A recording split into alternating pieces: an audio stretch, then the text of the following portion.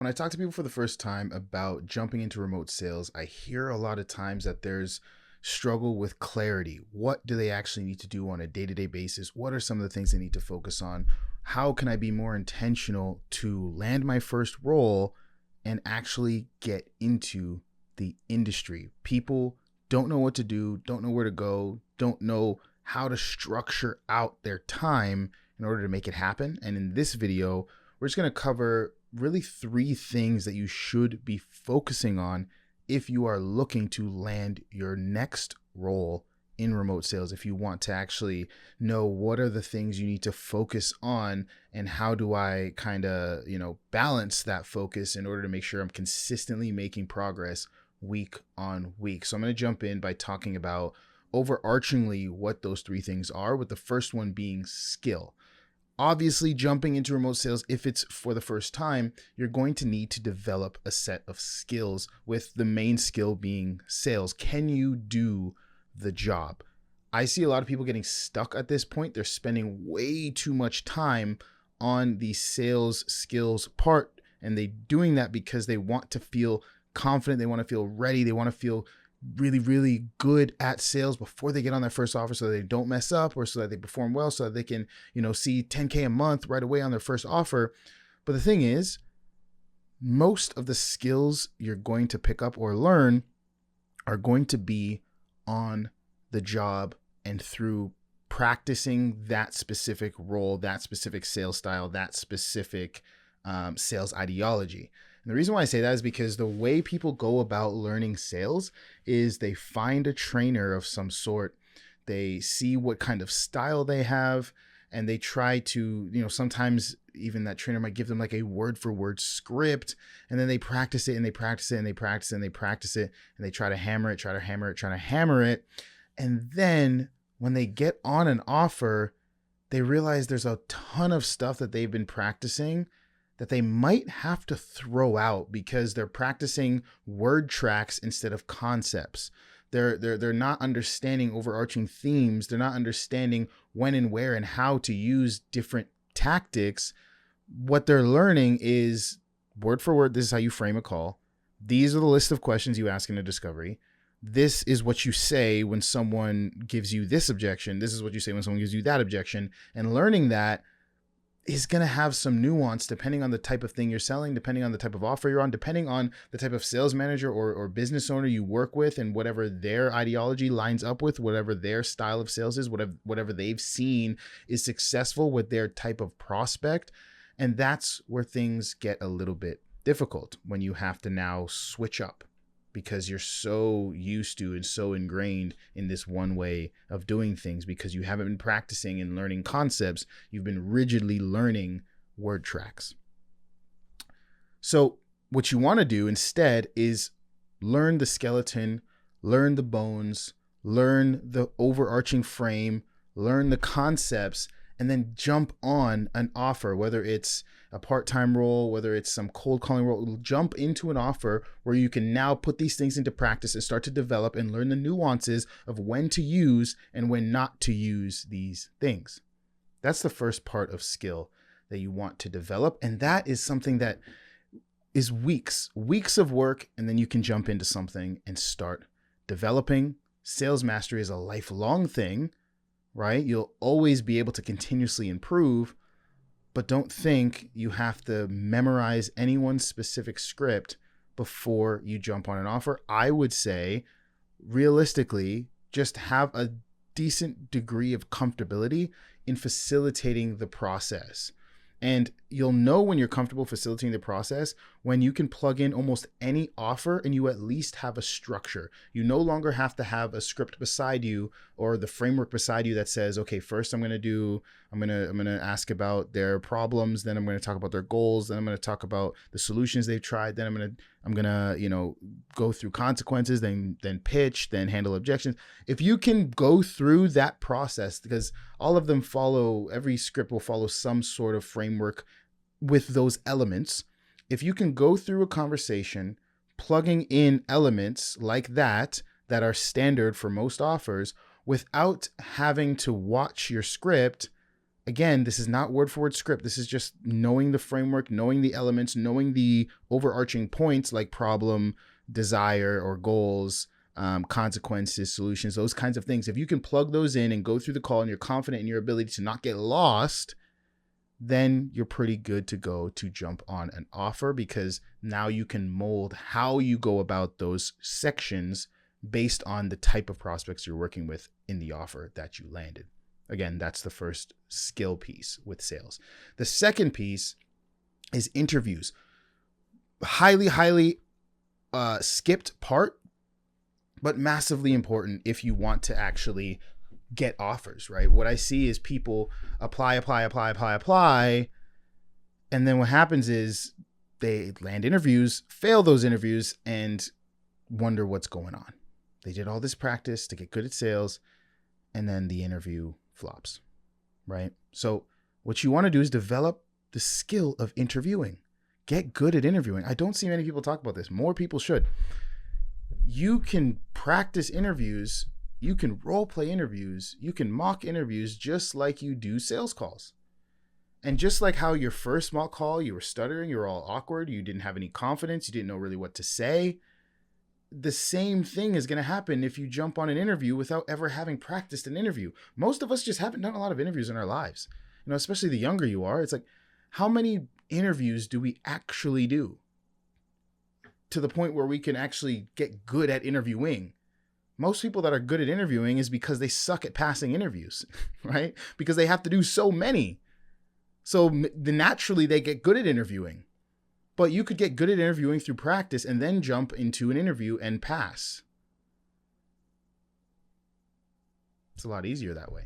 You'll get a lot more offers that way. I've seen people go from, landing 1 or 2 offers out of 20, 30, 40 interviews to getting 3 or 4 offers out of 6 to 10 interviews. Choice is yours. So that's the skill set side. You want to learn those 2 skills. And obviously there's a lot of skills in between that. But overarchingly, those are the 2 things you want to get good at. You want to get good at sales.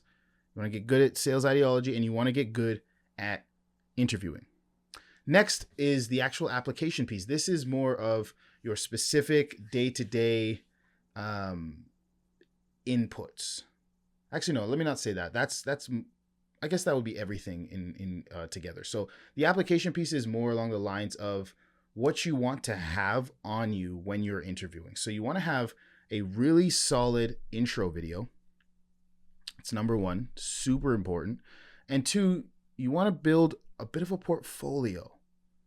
Not many people do this. Again, if you do this, you will stand out. You're going to notice there's a lot of things that if you plug in, it's not conventional. Not many people are speaking about it. Most people are only doing the first piece. But if you add the second, you will stand out and you will land offers way quicker, I promise you. So the first piece is the intro video. Everyone knows you got to make an intro video. Not many people make them well, but I have tons of videos on making them well. Make sure you watch those and make a great intro video. Your intro video for this remote sales space is your resume.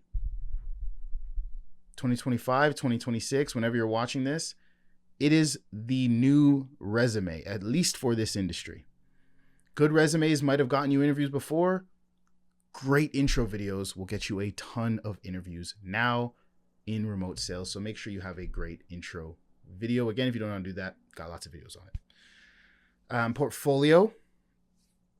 This is going to be how you actually showcase that you can sell. Biggest thing that business owners are looking at is what are the elements that they have that are proving to me that they can sell. This is where everything else I'm going to talk about is about. This is what everything else is about. How can they prove themselves before getting on the offer? You're hired based off of the believed likelihood that you're going to be able to perform. Portfolio helps. Well, it could help increase or decrease that likelihood depending on how good the portfolio is. So things you're going to put in the portfolio, if you have a track record, you just want to put proof. Tracking sheets from your last offer. Again, if your metrics suck, it's going to hurt your chances. If your metrics are great, it's going to help your chances. Screenshots of commission checks, proof that you've sold and earned commission.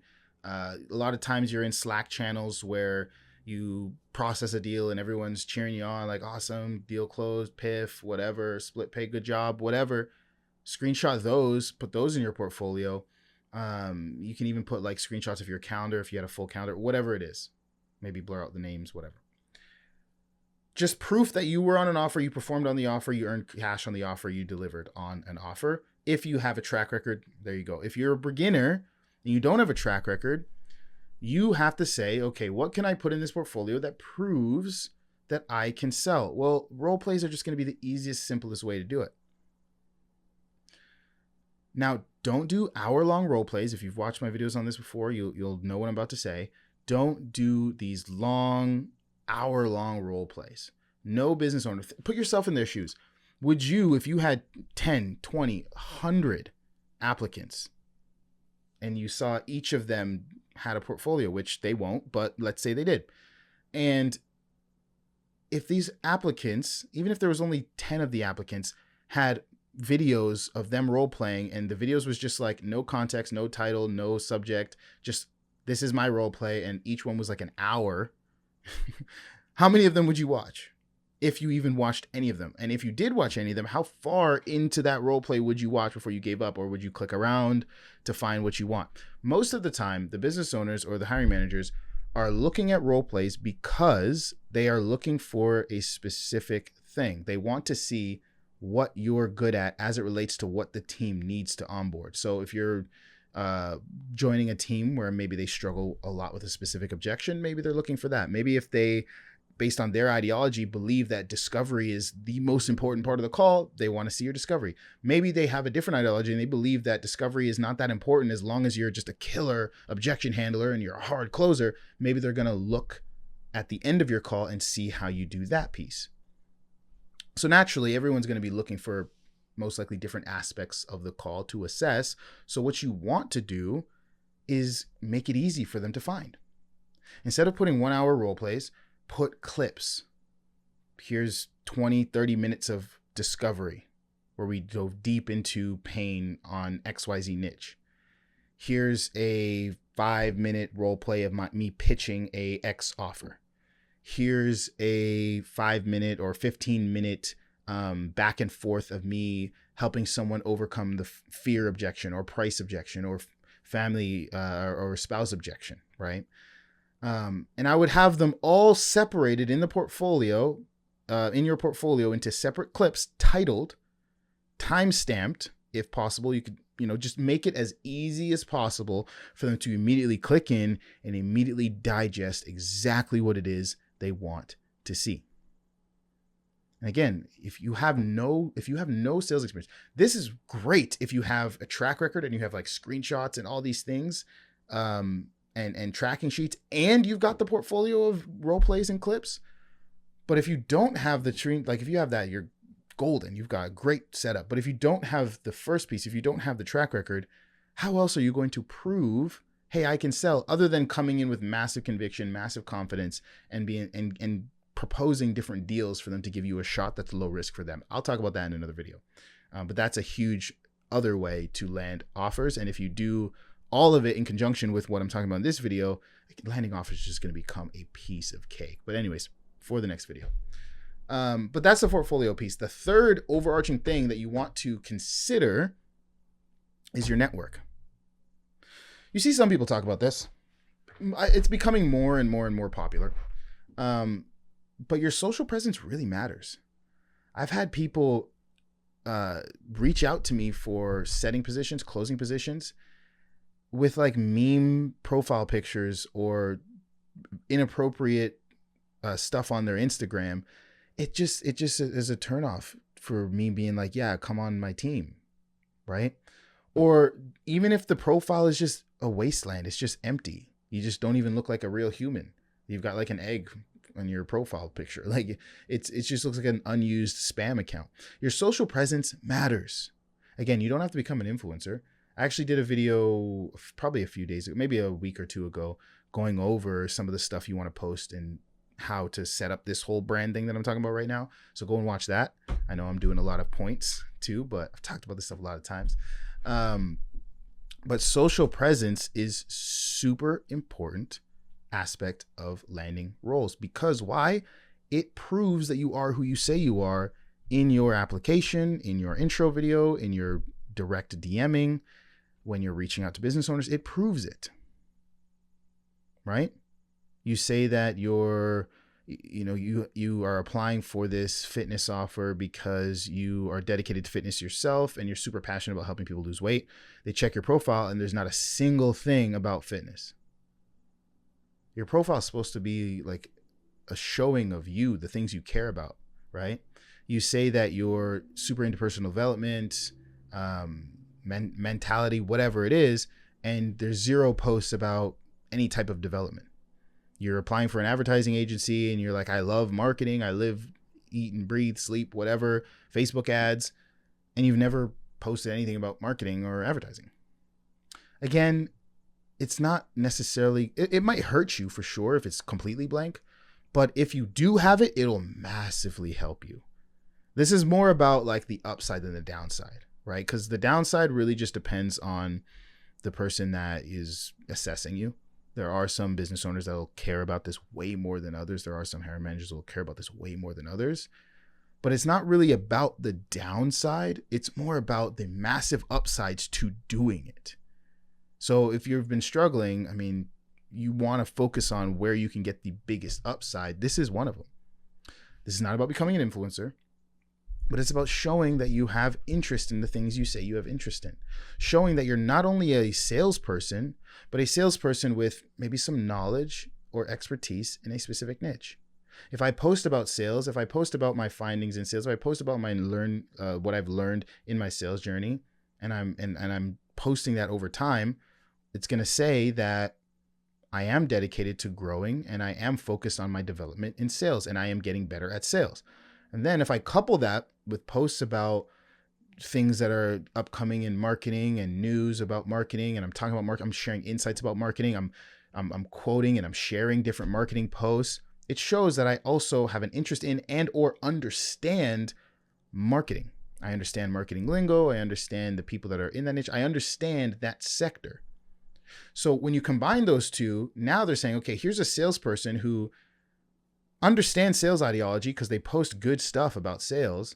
I can see that they're dedicated to growing in sales like they say they are in their intro video. And I see that they understand marketing, which is what we sell, is marketing services. So I want to hire the guy or girl that has expertise, not only in sales, but also in the niche that we sell. This is the person to hire. So your social presence matters. And again, there's massive upside. The only thing that happens when let's say you just have a normal profile, it's not like a weird one or you're not showing anything bad, it's just normal. All that does is not answer that question. They have to either figure it out later or assume it. And if there's other factors that you're competing with other people on, like they're saying, okay, both of these intro videos are pretty good. Which one should we give an interview to? Both of their portfolios are pretty good. Which one should we give an interview to? Oh, this person's social presence showcases that they are really experienced in our sector of marketing. This person doesn't really have anything on their profile. I mean, it's not a horrible thing, but if I only have time to interview one of them, I'm going to pick the one with the social presence. So then I'm going to go with them. Does that make sense? It's not necessarily about the downside. It's more about the massive upside and doing everything possible to get the opportunity.